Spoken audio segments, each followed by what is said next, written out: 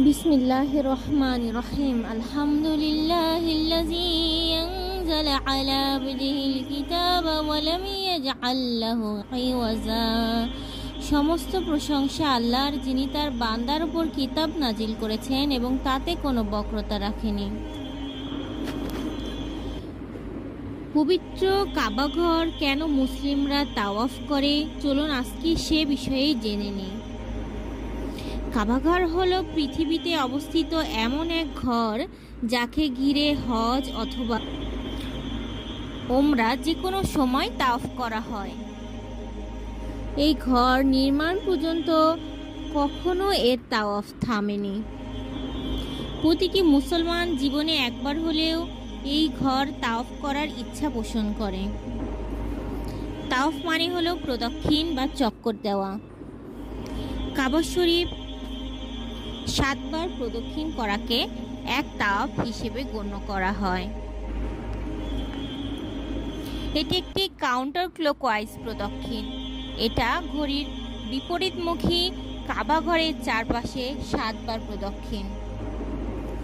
কাবাঘর হচ্ছে দুনিয়াতে আল্লাহর আরশের প্রতিনিধি। মুসলিমরা যে কাবাঘর প্রদক্ষিণ করে, এই পথটি যেমন উপবৃত্তাকার, তেমনি এই মহাবিশ্বের সব কিছু, যেমন গ্রহ, উপগ্রহ, চাঁদ, সূর্য, এমনকি গ্যালাক্সিগুলোও চলাচলের পথটি হলো উপবৃত্তাকার। আল্লাহ তাআলা বলেন, ওয়াশ-শামসু তাজরি লিমুস্তাকাররিন লাহা যালিকা তাকদীরুল আজিজিল আলীম। আর সূর্য ভ্রমণ করে তার নির্দিষ্ট পথে। এটা মহাপরাক্রমশালী সর্বজ্ঞ আল্লাহর নির্ধারণ।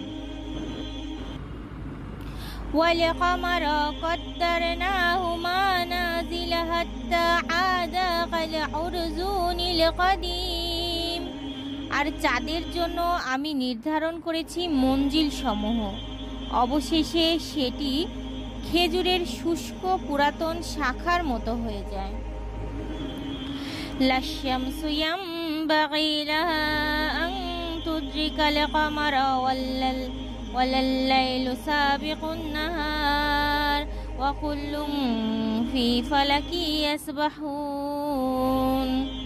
সূর্যের জন্য সম্ভব নয় চাঁদের নাগাল পাওয়া, আর রাতের জন্য সম্ভব নয় দিনকে অতিক্রম করা, আর প্রত্যেকেই কক্ষপথে ভেসে বেড়ায়।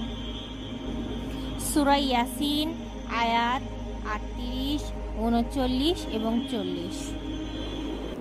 সুপ্রিয় দর্শক, বিজ্ঞানের মতে উপবৃত্তাকার পথে চলার কারণে গ্রহের গতি এক সময় কমে যায়, এক সময় বাড়ে। এতে সৃষ্টি হয় ভারসাম্যমূলক আকর্ষণ ও বিকর্ষণ শক্তি, যা তাদের নির্দিষ্ট কক্ষপথে স্থির রাখে, ভেঙে পড়া বা ছুটে চলে যাওয়া থেকে রক্ষা করে। যদি পৃথিবী একেবারে গোলাকার পথে সূর্যকে প্রদক্ষিণ করত, তাহলে গতি ও তাপমাত্রা খুব তারতম্য কম হতো, যা প্রাণী জগতের জন্য ক্ষতিকর হতে পারত। কোনো মানুষের হস্তক্ষেপ ছাড়াই কোটি কোটি বছর ধরে এই উপবৃত্তাকার কক্ষপথে গ্রহ নক্ষত্র চলমান। এটা আল্লাহর কুদরতের এক জীবন্ত প্রমাণ, যাতে জ্ঞানীরা চিন্তা করে।